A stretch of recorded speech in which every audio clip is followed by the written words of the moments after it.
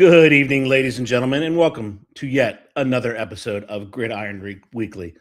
I may look like I'm flying solo right now because I am. My two cohorts are otherwise engaged, but we may have some special guests along the way. If not, you're going to be stuck with me for about 45 minutes to an hour. It's going to be fantastic. Trust me, you're going to have a blast. So last show we talked about the AFC East. This one we're probably going to do the NFC East, but we're also going to talk a little college football here, right? So we have all the pro days coming up. And keep the comments coming because we're going to have to engage in comments so you don't have to listen to me talk the whole time.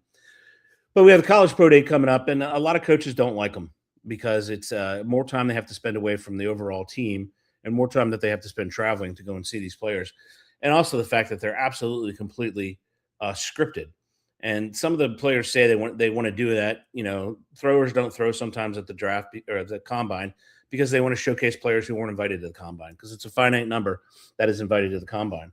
So they want to help their other players show off. It could be BS, might not be BS, but I'm sure that some players have come through the draft that way, you know, as catching balls from, say, a Mendoza or somebody else like that. But it's all, you know, more traveling, which, you know, a lot of people don't like it. You hear it on Sirius XM NFL radio. They don't like it a lot. Good evening and howdy. What's up, Michael? Good to have you, brother. So some teams like it, some people don't like it. The fact that it's scripted, and the most hilarious part is that they give out statistics for these quarterbacks. You're throwing against air. If you're not, 50 for 50 or whatever, if you're missing balls there, you're in trouble, because that's not a good sign to have that there, to miss balls when you're throwing against air. But I guess the overall, the times are going to be different. Some tracks are quicker than others. So I don't know if you put too much weight in it, but some do, some don't. And we'll see how they go. There's a bunch of them coming up as we're watching live NFL draft stuff. The most anticipated ones, I think, are the Ohio State, the Indianas of the world, where they have tons and tons of talent. And the other teams that made it far into the draft, say your Miamis with Messidor and Bain, having them there as well. So it's going to be interesting as they come through. Not sure you're going to be getting anything with that, but they do it for a reason. So the reason must be some coaches like it, some owners like it, some GMs like it, some scouts like it. So we'll see how that goes. Secondary, after all that's done, after all the pro days are done, it's time for spring games, right? Spring games, and I understand, Colorado and Deion Sanders, they've been trying to do a joint spring game for 2.5 years now. They keep petitioning the NCAA. I think that would be so much more interesting. And if the NCAA wants to showcase talent and make more money, they would make gobs of cash to have those, integrated with another team.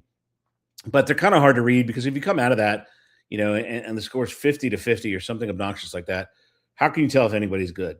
If A's are playing A's and B's are playing B's, or A's are playing B's and B's are playing A's, how can you tell where your talent is and how can you evaluate that?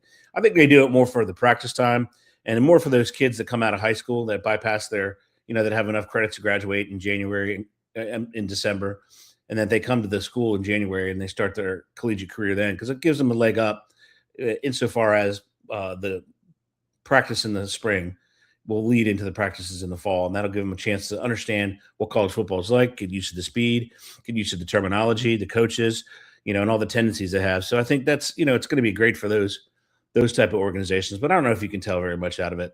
For me, it's just a way to watch football. But we have spring football, you have the Canadian Football League, you have USFL, USL, the combination of USFL and XFL. So there is some stuff to watch. I encourage everybody who's a football fan to watch because it's good stuff. But as we roll along, I don't think that you're going to be able to tell. I don't think they even do power rankings after the spring games, which I would find to be odd. I mean, I'm sure people are going to pack to see LSU and to see Lane Kiffin's offense. People always pack Alabama. Ohio State gets 70, 80,000 people. So, I mean, they do garner a lot of people. So, and people just are starved for football, which is wild, that they just will go to anything called football they'll go to. But anyway, we're going to move on now to our NFL portion of the show. So last week we did focused on the AFC East. So now we're going to focus on the NFC East. But we did have a couple signings today. Joe Flacco decided to stay in Cincinnati, which, I mean, if you're a team that needs an experienced quarterback, not sure why you wouldn't go with Joe Flacco. I mean, he knows how to win. He's not terribly dangerous with the ball, but the guy knows how to win, point blank. So it's always interesting to see where he lands because he's going to make a name for himself, and he's going to, he's going to be able to be a solid backup for you. He's a mentor. He still throws the ball well. Doesn't move as well as he did, but he still can throw the ball. And it was proven in Cleveland. It was proven, when Joe Burrow went down, their backup went down. They needed somebody there, and there was Flacco to step up again, and try to keep them relevant until Burrow got back. But he signed there. I know Washington made a signing. A couple other teams. Philadelphia made their official trade for Andy Dalton. He passed his physical, so now he's officially with the Eagles. They have Tanner McKee, and they have other people there that are making it, interesting to see what they're going to do. As I was talking to Mike, our producer off air, he was talking about he has a feeling 30 days from now when the draft begins here in Pittsburgh, PA, that something's going to happen. And I agree with him because I think some similar as Tennessee did it with A.J. Brown in that draft when they sent him to Philly for picks. I think the same thing's going to happen. I think it's going to be lower in the rounds, though. I would say somewhere between 25 and 32 because those picks are sometimes considered to be, especially the 31 and 32 or, people love to get in there because they gain that control over that player for an extra year with the fifth-year option. However, I think some of those teams down there are a little starved for wideouts, and I think they're going to find a place to go and find, you look down there, you have New England and you have Seattle. They're pretty much set with JSN, who just got paid record pay. But you look at New England, right? New England did get Romeo Dobbs, but I really think that, if New England came up with, say, a second, I'm trying to see what they're going to pick in the second round. They come up and they give that one, and maybe they flip picks in the 6th and 7th rounds. I think New England would take him. He was drafted by, his former coaches there, Mike Vrabel, and that would just be another dynamic piece for Mr. Drake May, which I think would be huge for them up there. I mean, that you counter what Buffalo did with getting Chicago to trade. So I think that's going to be an interesting time to watch, and it's going to be toward the end of the drafts. So it's going to be good. And the other positive thing about the draft is they shortened it. No longer is it 10 minutes; it's now 8-minute in between picks. So essentially, you take off 64 minutes, which is fantastic because it kind of drones on there toward the end. People lose interest, and the energy is really not there. So having that condensed time is also going to add for a lot of drama when it comes to trades. I don't know if you guys remember out there in the audience, if you guys remember when Detroit missed a couple picks, like 2 years in a row, where they got bypassed, which is wild. And they, somebody went up and picked, and they finally sent their pick in. But, with 8 minutes to go in these rounds, in the first round, it's going to be unbelievable. It truly is, because you really don't know what's going to happen. So we're going to start we're going to look just a quick snapshot at the draft, right? So we know, obviously, that Vegas has the first overall pick. It seems a fait accompli that they're going to take Fernando Mendoza. There's people out there that don't think he's the number one quarterback. They think he's number 2, that they really like Ty Simpson out of Alabama. Ty Simpson has a much smaller sample size, whereas Mendoza was at Cal and then at Indiana. So he's got a pretty good, sample size as far as starts. He's up in the 30s with starts, whereas Ty Simpson is not. Ty Simpson played on Alabama, but he always was he was the backup for the longest time. As last year to Jalen Milroe. So it's going to be 2 years ago. I'm sorry. It's going to be interesting to see.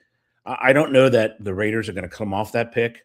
I think they'd be hard pressed to come off that pick, really. But they control the draft, and then the draft will move a little bit as you go on. It should be a ton of movement. The Jets are probably going to go defense. Cleveland, you never know what's going to go on. So you have. Let me see who we can get in there. So as you look at the draft currently, the Jets we think are going to take probably defense, because I don't think anybody will trade that high to go after a quarterback, and I don't know if there's a player worthy of trying to trade up for that pick. I'm not really sure. So we'll see what they do, and they're followed by, shortly thereafter, they're followed by. Let me pull it up here for a second. So they're followed by the Cardinals. The Cardinals are interesting because they don't really have a quarterback, right? So it's going to be interesting to see what the Cardinals do. Do they go for another offensive tackle like the mocks want them to do, or do they do something different? We're not really sure where they're going with that. It'll definitely be interesting, but I don't think the draft jumps a lot right there. I think the next possibility with the draft is most likely the further down you go in the order. So Tennessee's up next. What does Tennessee do? Right? Does Tennessee go for a running back? Do they take Jeremiah Love to more dynamic offense with their Cam Ward, their young quarterback? I think that's a place maybe where the first place where Jeremiah Love might go would be in Tennessee. And 5 with the Giants. The Giants are interesting because it's really hard to see, what they want to do.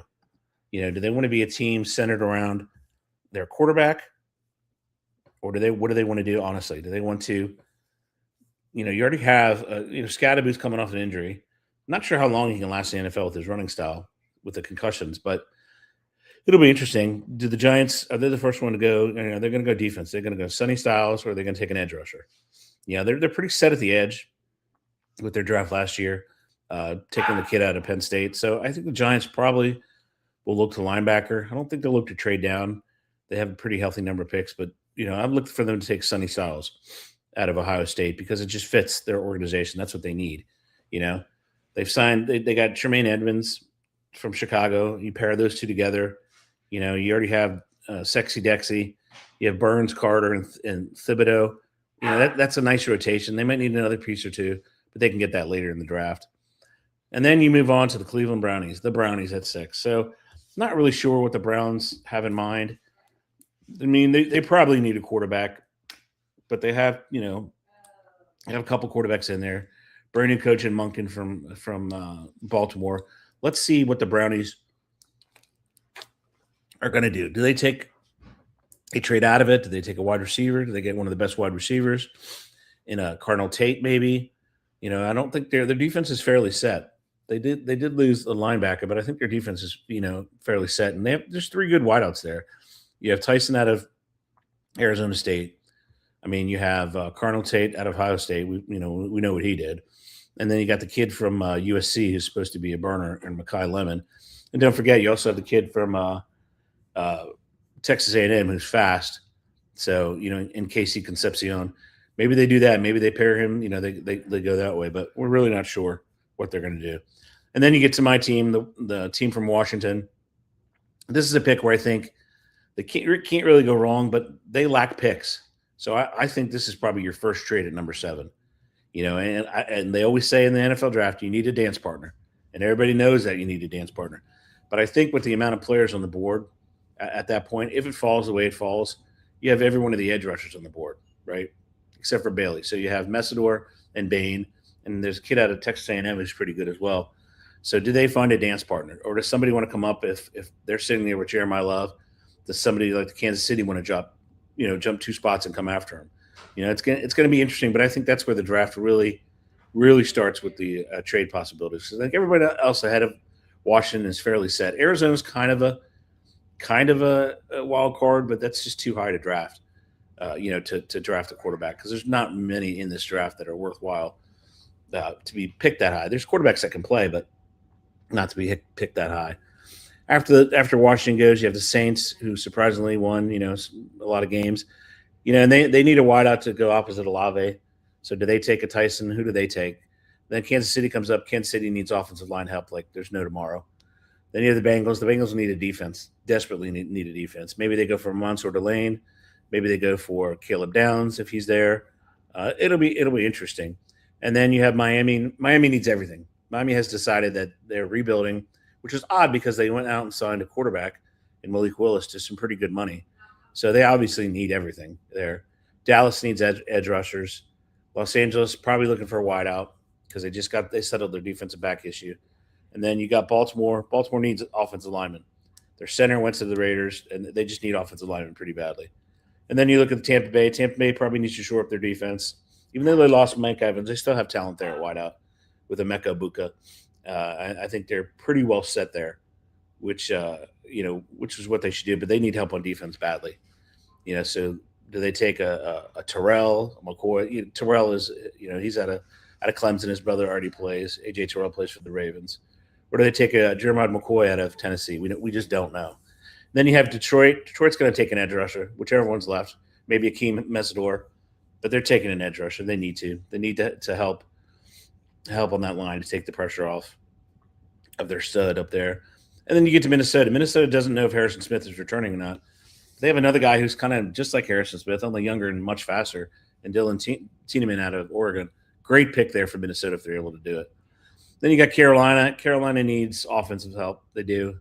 They got to shore up that line. They did lose Dowdell, but I don't really think that's a loss. I mean, he's very inconsistent as a runner.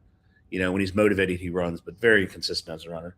Then we get to the Cowboys. The Cowboys sitting at number 20 probably need a little bit more defensive help since they lost their top corner. He just fizzled out, injury, and then that was it. So maybe they take a Colton Hood out of Tennessee. We just don't know. And then you come up to the Steelers at 21, which are interesting. 21, some people say it's too high for Ty Simpson, but the Steelers are desperate. They need offensive help. They just need it. They need line. They need dynamic backs. They need, a quarterback. I mean, you can do everything you want. They have no idea who's going to be throwing the ball. It's either a 42-year-old or it's, Mason Rudolph being backed up by the 6th-round pick out of Ohio State. So, which everybody is somewhat in love with, but if he had shined, he would have shined. And he just simply didn't in practice, obviously, because he's been on the bench the whole time.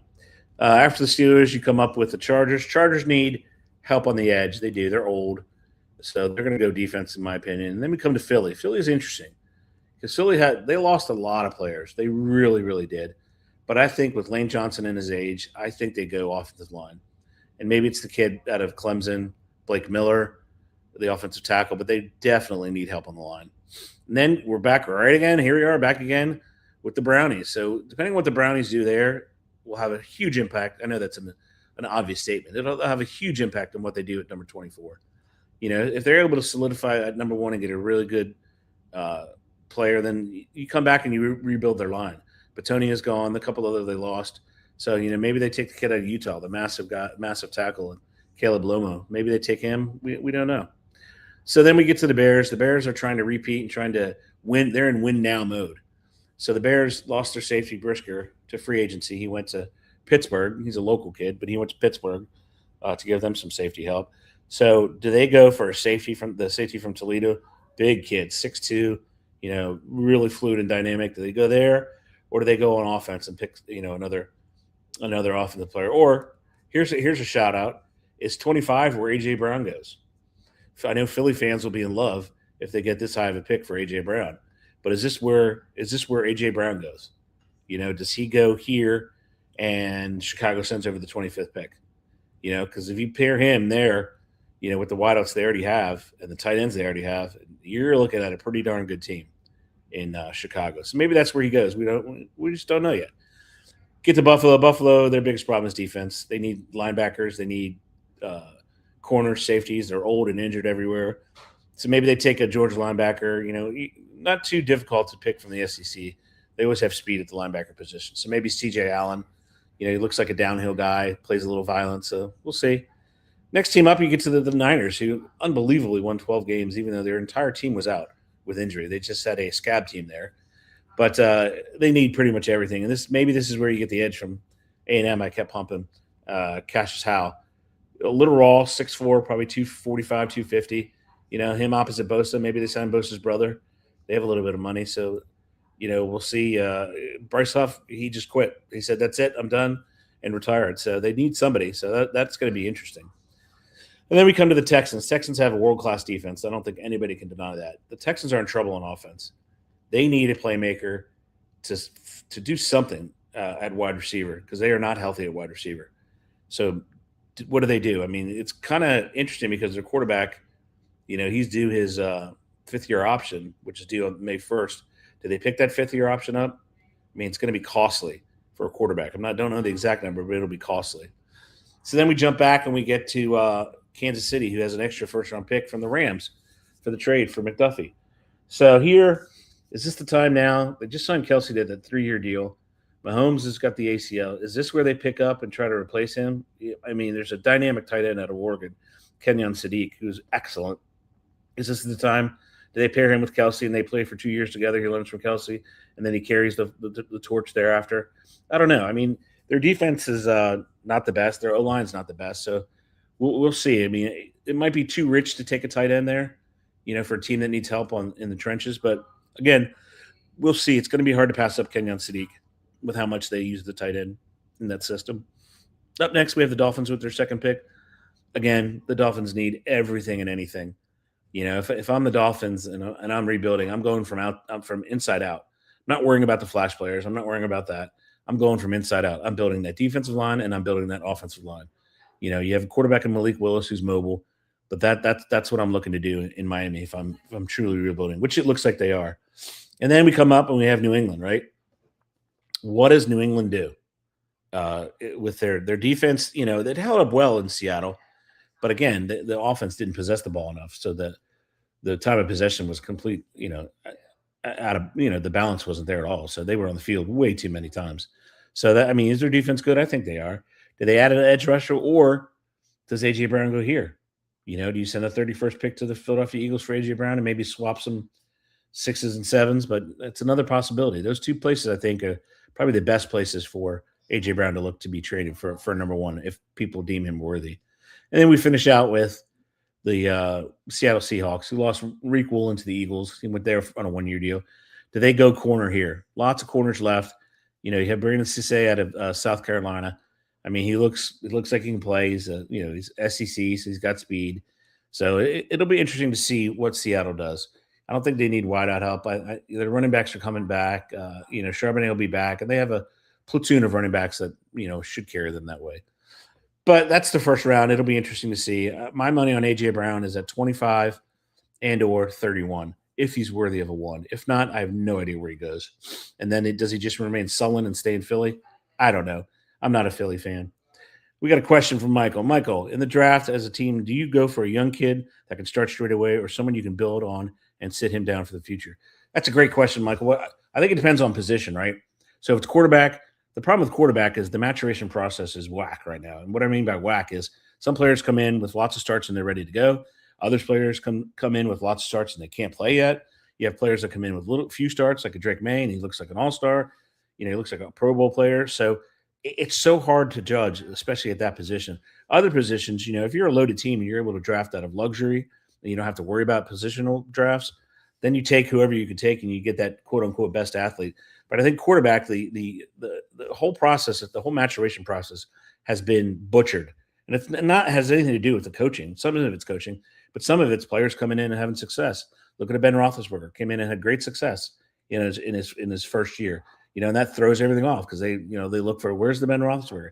You fast forward to Mahomes, who sat a year in Kansas City behind Alex Smith, came out the next year and was just an absolute stud, right? And everybody's looking for the next Patrick Mahomes. And you fast forward, you see Stroud had a really good first year, and then you look at Washington with Jaden Daniels. First year, took him to the NFC Championship game. So I think those are the exceptions that prove the rule that you do have to sit people. And then you look at the gold standard quarterbacks, which is Green Bay, right? Who had Favre, replaced him with Aaron Rodgers, replaced him with Love. And their process seems to work. If you could have those three players together, that's an amazing process, in my opinion. So I think it depends on the position.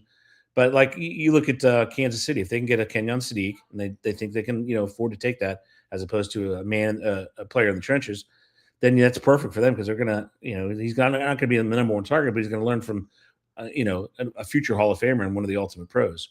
So we'll see how that all works out. But that's a great question, Michael. All right, we're going to move on. We're going to do a little analysis of the NFC East, right? So in the East, this is it definitely is the best division in all of football. It's the division that has the most NFL championship appearances and the most NFL championships. And I say championships, NFL championships, because the league did exist before the Super Bowl era. It did. I hate to tell everybody, but it did exist, right? So they are the gold standard in a division. Every single team in the division has won multiple Super Bowls, right? Multiple. You look at Philly, they have 2. Washington is 3. The Giants have 4, and Dallas has 5. And they have the most appearances. And New York has tons of NFL championships as well, right? The greatest game ever played against the Colts. We saw all that stuff, right? So it's interesting division. It's not been the beast that it used to be. This used to be the gold standard. If you look from the Giants, right, in the 90s, it went 90 the Giants, 91 the Redskins at the time, 92 was the Cowboys, 93 was the Cowboys, a break for San Francisco in 95 when the lefty finally got his championship, and they came back with the Cowboys, right? So it was dominated by that, and really, truly, most of the '80s as well was dominated with NFC East teams, and then Dallas won 2, and they were in 4 in the '70s. So, it's been interesting. Dallas, who knows if they'll ever win? They have more money than sense right now because their owner just doesn't needs to relinquish control and just sit back and relax. He's 83 years old. If he doesn't relax and let some of that control go and allow other people to have a voice, it's going to be hard for them to do anything before he unfortunately leaves this earth. And I maybe he's cognizant of it. I don't know. It's interesting to see if he has any rational thoughts there as far as letting go of that control. So if we look at the teams the way they were last year, obviously, the Giants, they were down there at the bottom, followed by Washington, followed by Dallas, followed by Philadelphia, who did not do anything in the playoffs because the 49ers came in with their mash unit and just smoked them. I think that's more the disorganization they have on offense. So, we'll get to that in a second. But you look at the Giants; they made a bunch of off-season signings. They did really well. They didn't really miss any. They didn't miss anybody. As far as loss, but they did well. They still have money under the cap. Well, not that much. They have $4 million, but they added some nice pieces. Right, brand new coach, one of the best coaches in the NFL history. I love the Harbaugh brothers. All they do is win, and their discipline is a unique discipline because everybody buys into it, which is unheard of in this day and age. So they added a tight end. Obviously, had players follow him over from Baltimore. Isaiah Likely, the punter, followed as well. But I think they did I'd give them a solid B in the offseason. They addressed some of the stuff they need. They really have to have a good draft here. They need to protect their young quarterback, and hopefully he doesn't run around like an idiot and he learns how to slide, because that's the way you survive in the NFL. You slide. You live to play the next play. You don't give your body up on a 3rd and 2 in the middle of the second quarter when the score's tied 0-0. That's not the time to give your body up. You save that until you get to the end of the game. But it's hard to control players who play that way because that's just the way they're built and that's the way they're born. So I think they did a good job. As far as their first round, me personally, if I were the Giants GM, I would go for Sonny Styles. He brings speed at linebacker. You have all those big boys up front, clog in the middle. You just got, you signed Tremaine Edmonds out of Buffalo first. Actually, Virginia Tech, Buffalo, Chicago, and now in the Giants. He can be the tutor for a young Sonny Styles whose measurables are off the chart. The guy is a freak of an athlete with pads or without pads. So I think that's where the Giants go. And I think their defense improves. Not significantly, but I think they do improve. You add that kind of speed, you add that kind of, know-how up the middle, it's going to be, it's going to be good for them. And I think they, as they go on in the draft, I would secure my line and I would add linemen. And, you're going to need another weapon or two for your quarterback. So, Jackson Dart looks good, but I think you still need to give him weapons. Every young quarterback needs a weapon. He now has a tight end. That's excellent. So that's going to aid them tremendously. But overall, I thought the Giants did well. They have the coach, which is really what matters. I thought, initially when his brother Jim Harbaugh came out, I thought, maybe Washington would get him instead of Dan Quinn, because him and his brother, they'd be an opposite. One would be in the AFC, one would be the NFC, and they'd be 90 miles apart. I thought that was a marriage made in heaven, but it didn't work out, so that's okay. But I think the Giants did well in the offseason. I think they showed themselves fairly well. I really do. I think they're going to do. It's going to be a tougher division. I think they're going to be competitive. They can keep their quarterback healthy, keep their running back healthy. I think they've got something going there in New York. Will they win the division? Who knows? The Eagles won it twice in a row, which is rare for that division. So we'll see. Time will tell. We'll see how it goes. Now we move to Washington. Washington had a sneaky good offseason. They really did. They addressed what they needed to address, which was their terrible defense. And I mean terrible defense. They were old and slow. So they went out and they got, Chenal from Kansas City, who I think is going to be excellent in the middle for them. And they went out and got defensive back help. They got safety help. They got line help. They got Calevon Chesson from LSU to New England, or Jacksonville first, then New England. And now he's in Washington on a 1-year deal. So they have a lot of prove-it deals on defense, which helps with their cap as well. They still have $50.4 million to spend, available. Only $11 million for the draft, but they're sitting good with the way that it is. And it adds tons of money to the draft next year with these 1-year deals. We'll see if Jalen can stay healthy and rebound. And, they got a nice piece out of Oregon last year, an lineman. So, again, build from the inside out. A lot of these mocks show Caleb Downs or Jeremiah Love. I think that's a luxury pick. I really do. A team that's short of picks, I think they really need to pressure hard and get extra picks. You need extra picks. They're not a team that's one pick away from the Super Bowl. They've got a lot of holes to fill, not only on offense and defense, but they need depth. So if I'm there, I'm sitting there at 7. If I find anybody that will, entertain as far as a trade, I'm going to do it because I don't have a second round pick because of Laramie Tunsil trade last year with Houston. So I need picks. So that's what I look for. So they have a lot of health issues. They can stay healthy. They're going to be competitive because number 5 is an otherworldly athlete, but he's always been on the leaner side. If he's able to put on weight, maintain his agility, flexibility, I think they're going to do well. Again, they're going to contend, but there's two of the big boys are coming up. So next we get to Dallas. Dallas did okay. I mean, Washington's great in the offseason. I'd give them a B+. Giants get a B. I give Washington a B+ because I think they addressed most of their needs on defense. That's not going to deter them from drafting defensive players, but they did well in positioning themselves to have flexibility in the draft, to move up and down and gain extra picks, which I think was smart on their part. And the way they designed the contracts is also a good deal. So next up we have Dallas. Dallas was okay in the offseason. Not a lot of wow to what they did, but they retained, Pickens. I'm not sure how they're going to afford him because that's a lot of money to have in 2 wide receivers. And you can see how well that went with T. Higgins and Jamar Chase in Cincinnati. They don't have a defense because of that, right? They got 2 outstanding wide receivers, but no defense. Dallas sits with about $16.1 million in cap space. Not bad at all, but I think Dallas and their picks, they got the extra pick from Green Bay, but I think they traded they went for Rashawn Gary as well. So they the pick there is also interesting because Dallas, they sit right now at 12-20, right? Again, with the Cowboys, offensive line is doing well.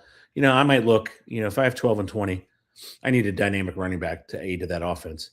So if Cleveland gets there at 6, looks like they might pull the trigger on a running back, which I don't think they will because they got Junkins last year, and he's a fabulous runner. But, it's very rare that you trade in division. So if Washington got 12-20, I'd be ecstatic.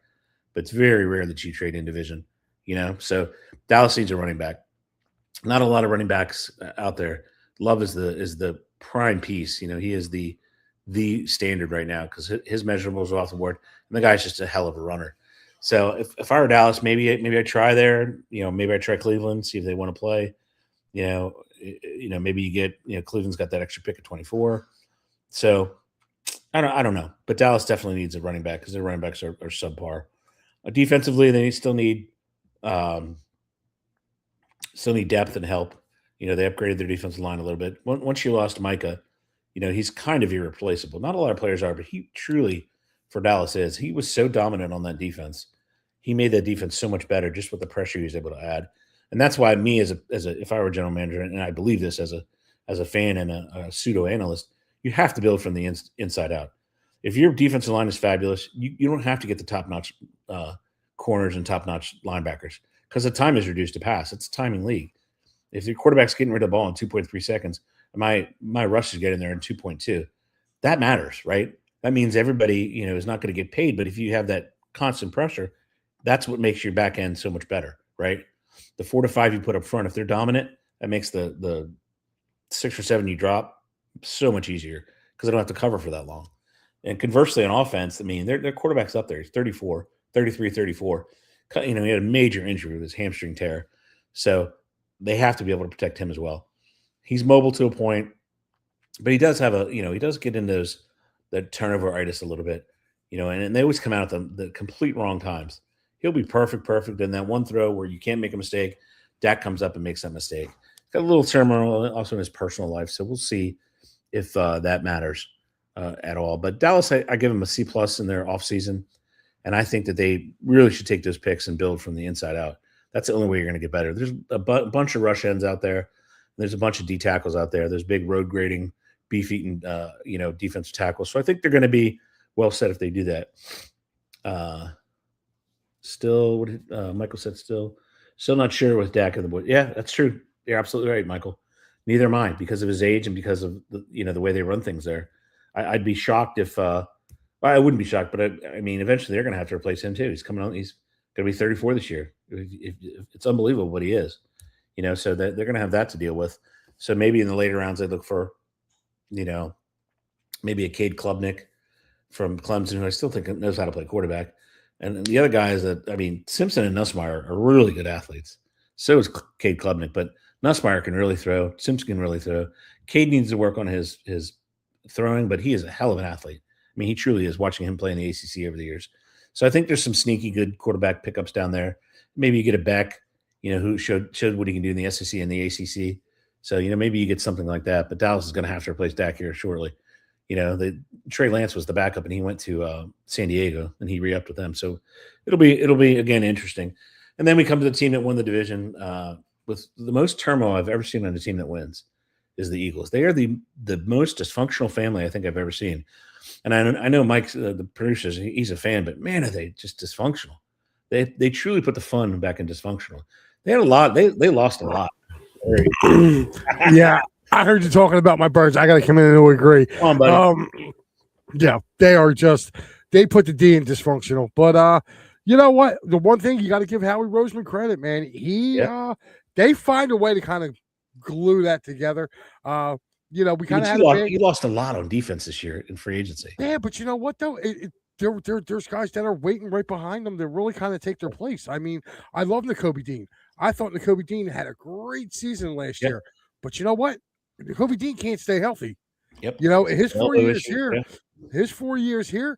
the first two, he was out, and he had so the way they looked at it was they drafted Jahai Campbell for that reason. Right. And I love the fact of what they did as far as safety wise. They brought back Epps. They just re-signed him. To pair him with Makuba, who's coming back off an injury. Then, if you're looking really at their defensive backs, they still have Michael Carter, who's a veteran. They signed the guy Johnson from Washington. And they got Reek Woolen. Okay, to pair along with DeJean and Quinyon Mitchell. So I mean, I'm real stoked. The only thing that's not the defense, though. I think it's on the other side of the ball. Well, that's what it is. And, I kind of looked at what Jalen said going into last year when, Patullo took over to really kind of what he said going this year after seeing Sean Mannion's offense. Right. Like our guy, Matty B here, actually, he does his show, which will be airing tonight, The Final Word, but he'll turn around. He actually made a bet with one of his listeners, Joe Hale. Joe Hale believes that AJ Brown's going to be here week one, and if he is here week one, Matty said he will let him host his show for that week. So in a way, I want to see AJ Brown still here.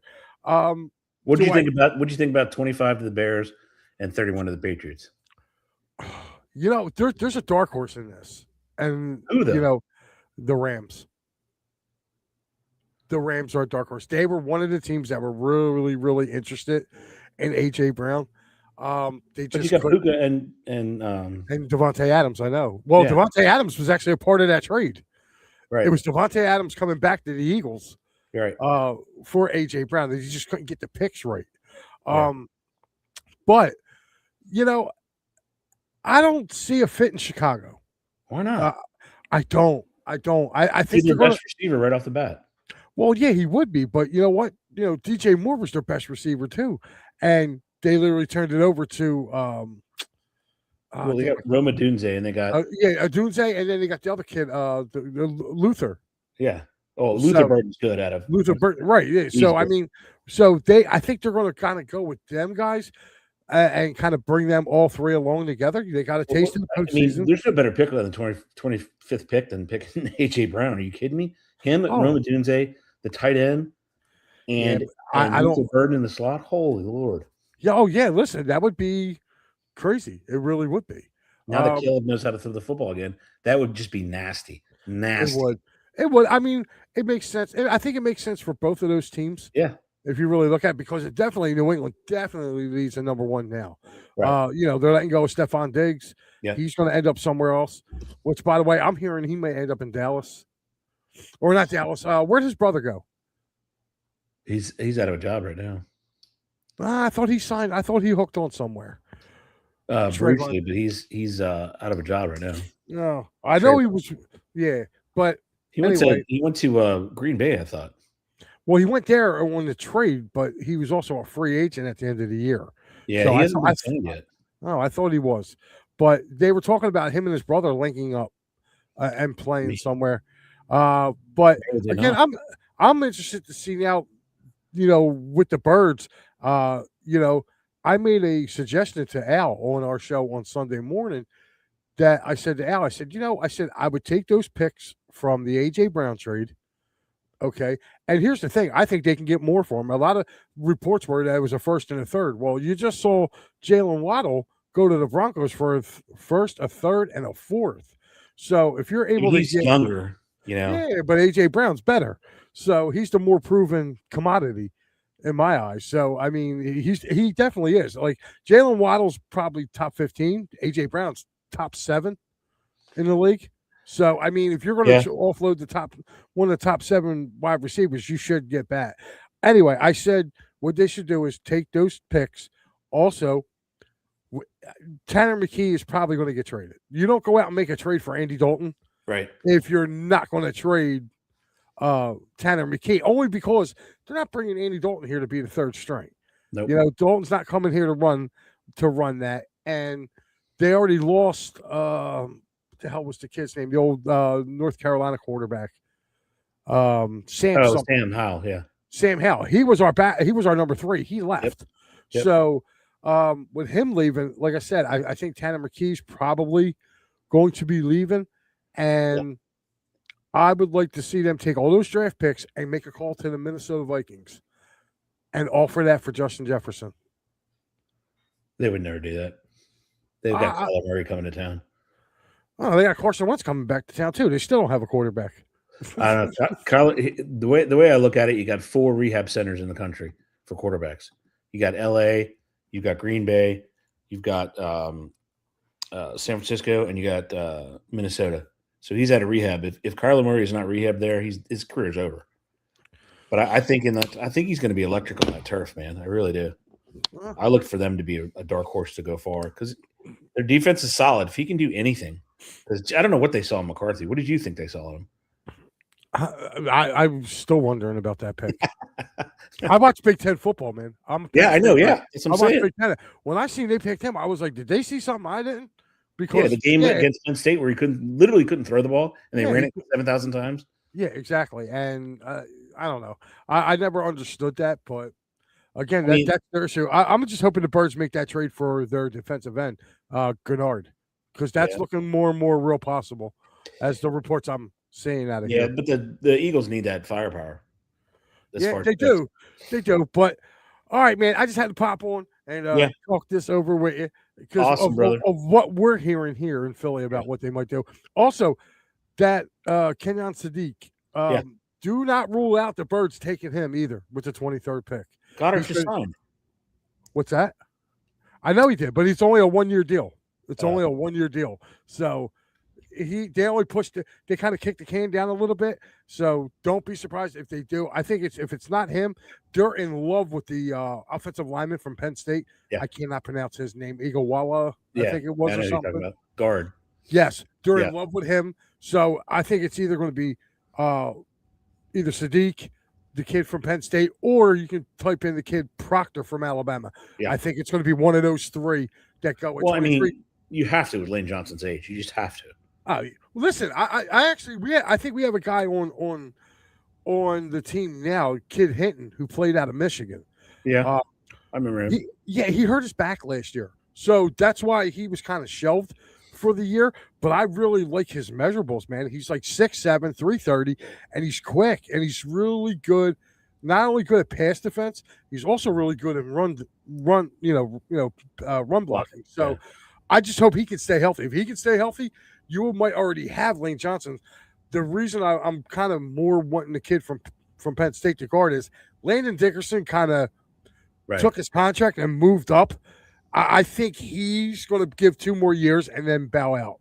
He's got so many injuries, for the love of God.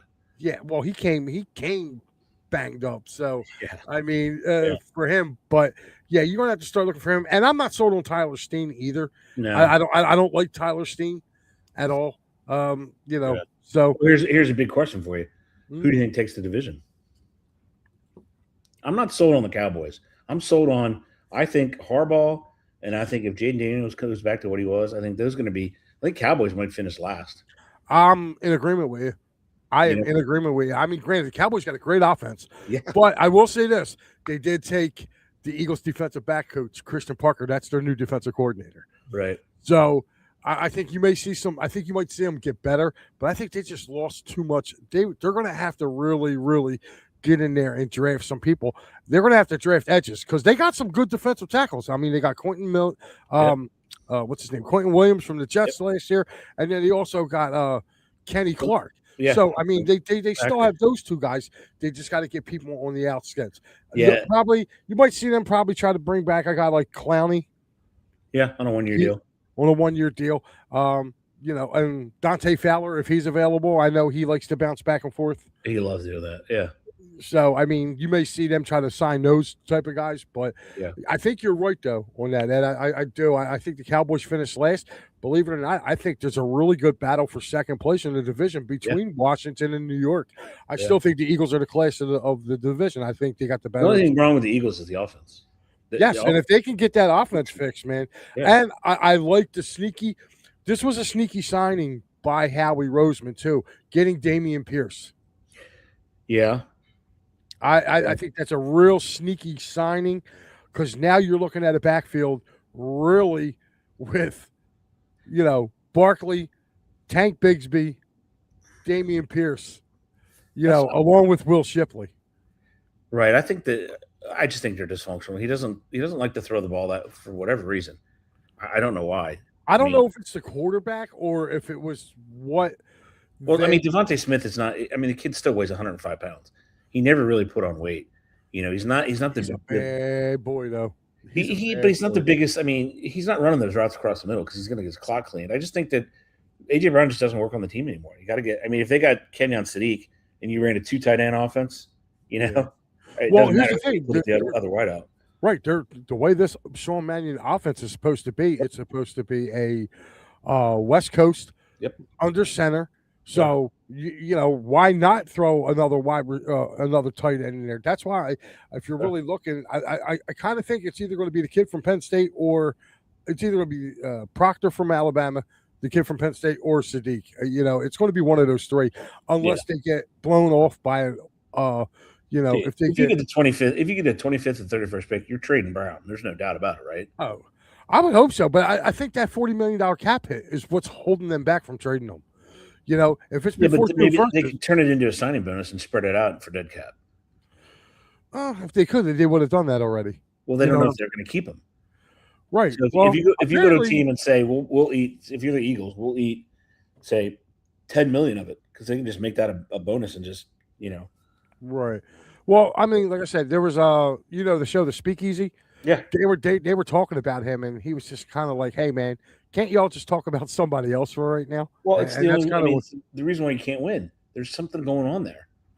Yeah, I don't know. From what was being said around here, it was something personal between him and Jalen. I believe it is, and it kind of affected it on there. So you never know. Just as quick as they got into something, they could easily squash it. I just don't think he has because Jalen Hurts is not a rah-rah person. He's just not. No. He lets us play do the talking, and I think Brown wants him to be more like that, and he's never going to be like that. I don't know, man. Like I said, we all have best friends. We all argue with our best friends from time to time. Absolutely. It happens. So, I mean, hopefully they can get in there. But Ed, I'm going to let you continue on, man. Thank you for letting me jump on. Always, brother. Glad to have you. So we had a visit from our producer as we talked about the Dirty Birds. Well, that's really the Falcons, but I tend to agree. I think it's going to be Dallas defense. I mean, they can score 45 points if they want, but their defense is going to get up 55. So I think they need to address that. I think overall the division is going to be better than it was last year. I think you're going to be extremely competitive. I look for the Giants to be, he can just coach. Harbaugh can coach. I think that's a great steal for them. I really do. He's not going to be bothered by the quote unquote New York media, who are so overrated anyway. What are they going to do? Abuse you somehow? They know. But, they can talk smart, whatever they want. There's just this whole mystical New York media thing is always bizarre. Well, wait till they get to New York and have that media. It's just more people. That's all it is. It's not anything different. That's why New York always boggles my mind with that. But so the NFC East, we'll just wrap it up. I think last year it finished Philadelphia, Dallas, Washington, New York. Would it surprise me if it finished that again? It would not. I mean, I hope my team can do something, but it wouldn't surprise me if it finished like that. I just look for the Eagles to take a step back. But are the other three teams strong enough to take a step forward? It's to be determined. It depends on how the draft goes.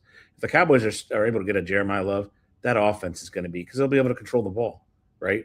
So the time of possession is going to be lopsided every time you play them. But they get a dynamic running back like that. It's almost when they had Elliott. So it'll be definitely an interesting year for the NFC East, because it's going to be rough and tumble. And I think every team got better. Philly on their defense, Blankenship was a loss. Dean was hurt all the time. They didn't miss a beat with losing Milton last year. But I just think that their biggest problem is the offense. Somehow they got to get that AJ Brown, get him out, or get him ready is what they have to do, really. But that's the NFC East. Next week we'll talk a little bit more about college, because we'll have some pro days. We'll have some. I think the spring games are mostly in April, so we'll have that to talk about a little bit. And next week we did the AFC East, NFC East. Next week we'll move and we'll just go in the order that we want. So we'll go north, south, west. So next week will be AFC North and NFC North, and we'll talk those teams and see how that rolls out. But thank you for watching. Thank you for the comments. Special shout out to Mike for producing the show. I think we'll be full on next Tuesday. But if not, I'm just going to start getting Mike on the show. Because guess what? I got one comment for you. It's from my former partner, Pat Bernard. He says, I think the Giants take a major step forward with Harbaugh at the helm. I think he's agree, right. Man. It's hard for me to say that, because I loathe the Giants. I can't stand the Giants. Okay. But again, I want to ask you real quick, draft wise. Do you think that there's any way that Mendoza doesn't go number one? It's funny you say that, because I've been reading a ton about it. It's weird. They're very quiet. The Raiders are really quiet right now about that. So, how do you think he projects to the NFL? I don't think he projects well. I don't either. I don't want to say it out loud, but I don't either. Like, I think they've had their fair share of kind of quarterbacks, and right. I'm really not sure about that. I mean, I heard you talking a lot of draft. That's why I wanted to kind of bring it up too, because I've been really now starting to prep for our draft. But I've been seeing a lot of mocks where he was not being taken first. I know. And they were taking the kid. They were taking. I didn't see Simpson go that high, but there was somebody else that went really high in that, and I was like, "Who is this dude?" Like, I didn't even hear about this. So I think the kid from Oregon too, not coming out too. I think that was huge. That was huge for him. I think why people are talking about Mendoza, because the kid from Oregon, when he came out, he would have been your overall number one. I think. No doubt about it. He's more dynamic. He's slight of frame, but he's another one that needs a little bit more weight. All right, we got to pay the bills here. So, all right, I'm gonna get this last comment in here real quick. All right, we're going to do that, and then just real quick, the final word with Matty B tonight. That's right. He returns back to his time of 10 o'clock. So be on here. Matty will do his card of the day, this day in Philadelphia sports history, and all the other goofiness that goes along with our boy Matty B. And yes, let's get this last comment in here. This is from Michael. Michael said, over here in the UK, we have the Union Jack college game coming to London and Wembley Stadium. Arizona State versus Kansas. Going to try to get a ticket. Arizona State, Kansas. It's going to be a good game. Arizona State always does well. It's going to be an interesting college football year. Michael, always thank you for joining us from the UK. Billy and I still we have to start stoppage time up again. It's been a little crazy over here with all the military stuff and all the retirements we've been doing, but look forward to that. Thank you again to Mike, and lights out buttons. That's all. All right, guys. Have a good night.